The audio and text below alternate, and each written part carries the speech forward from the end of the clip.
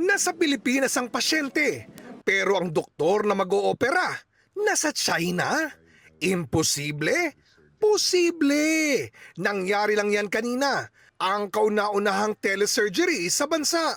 Sa pangunguna yan ng mga espesyalista mula sa Urology Center of the Philippines, gamit ang tinatawag na MedBot, inoperahan ng key leaders and urological surgeons ng UCPI na sina Dr. Pedro Lantin III at Dr. Jovido Agatep na nasa Shanghai, China, ang 73 anyos nilang pasyente sa kanilang ospital dito sa Quezon City. Ang mga medbot na gawa sa China, may mga robotic arms at monitors na nakokontrol remotely sa pamamagitan ng internet.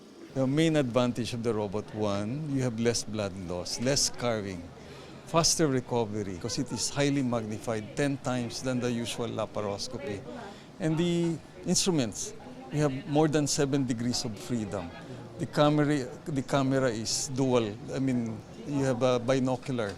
So it's highly magnified. Things that you cannot see with open surgery, you can see with the robot. It's very precise. Internet-dependent ang procedure. Paano kung bumagsak bigla ang signal na talaga namang nangyayari sa Pilipinas? Actually, it will not affect the outcome of the surgery because you have an expert surgeon right here in the Philippines who's going to take over the surgery.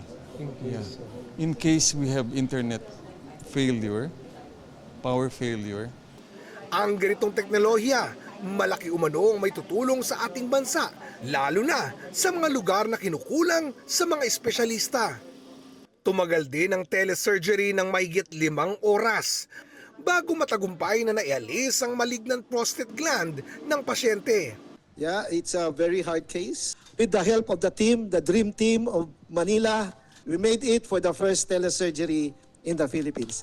Thank you very much. Okay.